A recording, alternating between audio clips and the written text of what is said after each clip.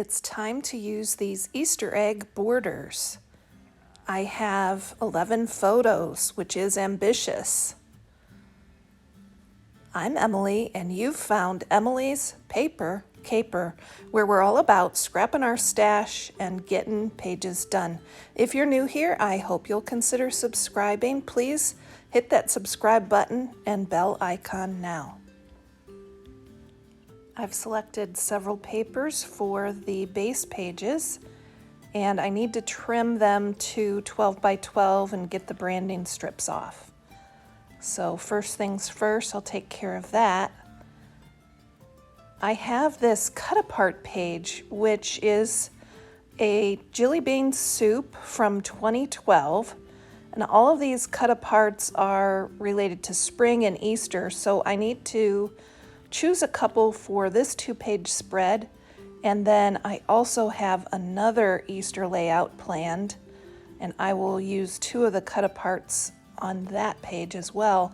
But the pretty green on the other side, I will use that up as photo mats for this page. So first I need to cut off the pieces I plan to use on my layouts, and then I can get going.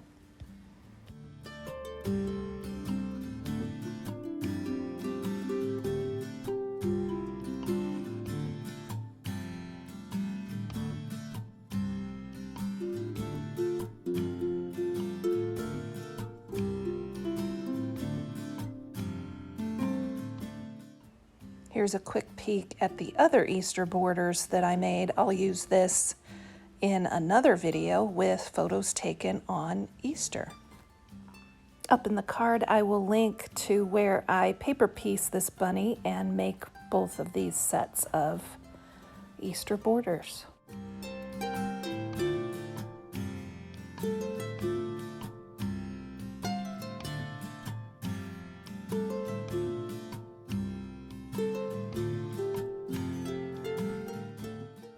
Now let's turn our attention to the photographs. With 11 pictures, I need to crop these down quite a bit. I'm not certain I'll be able to fit all 11 photos on the 2-page spread, but we'll need to crop some of these for sure. So let's start by cropping some of them to 4 by 4 photos.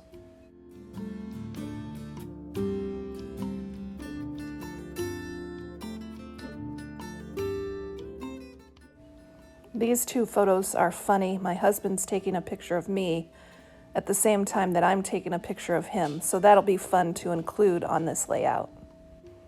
We did some traditional Easter egg dyeing, but we also found this fun tool called Eggmazing, where you use markers.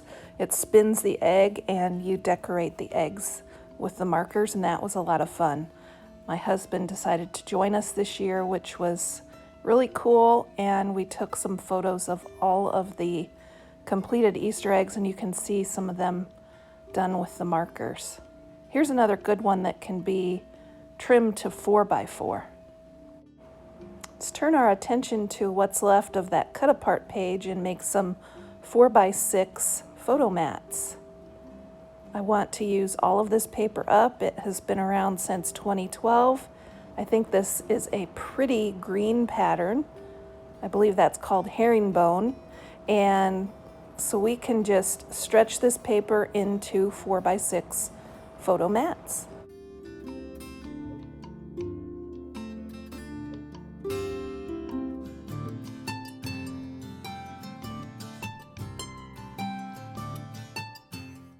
Creating 4 by 6 photo mats are one of the hacks I use often.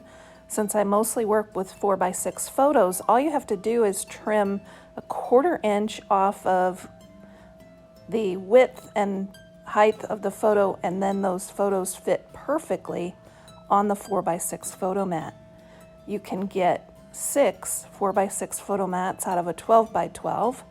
So this is a great way to stretch your paper and use that stash without buying the photo mats separately, and just with a quick trim of your photos, they fit perfectly with that nice 1/8 of an inch, roughly 1/8 of an inch border. Now, if you don't want to use all of that paper, it's covered up by the photo, you can also go in and punch from the center of the photo mat. I'll show you how I do this. Just go ahead and punch from the center, and then your photo will cover that perfectly. No one will ever know that you've stretched the paper that way because the photo's going to cover it up. Scrapbooking paper can be expensive, and so sometimes if you have a special paper that you really like, that's a great way to stretch it.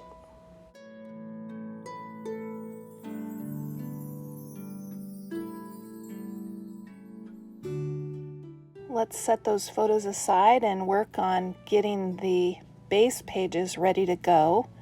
I have this cute basic gray grid pattern paper on the right, and there's a little tab here with an open space.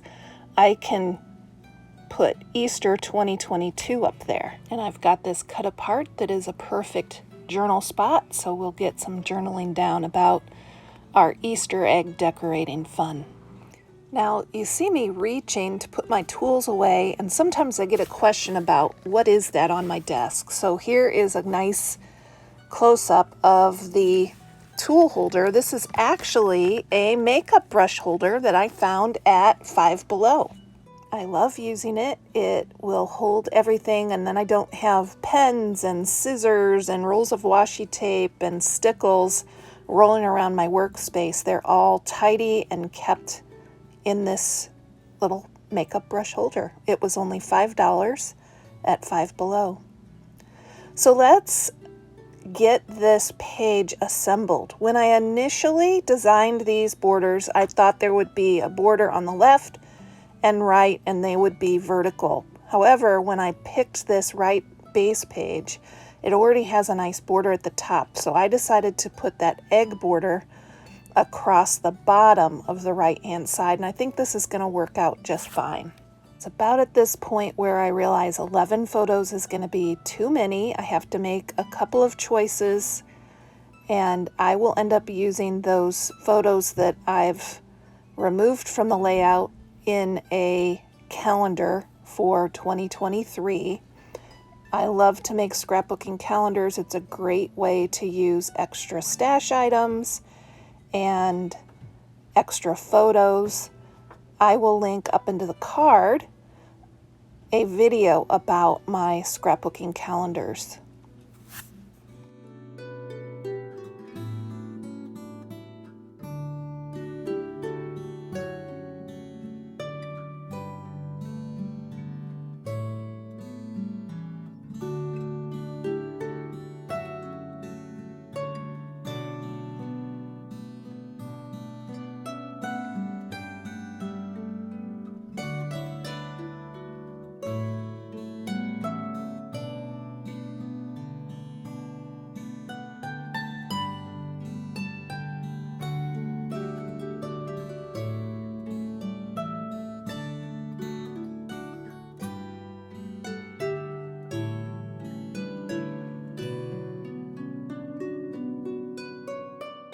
So let's take a look at the completed layout. And everybody, I hope you keep on scrapping.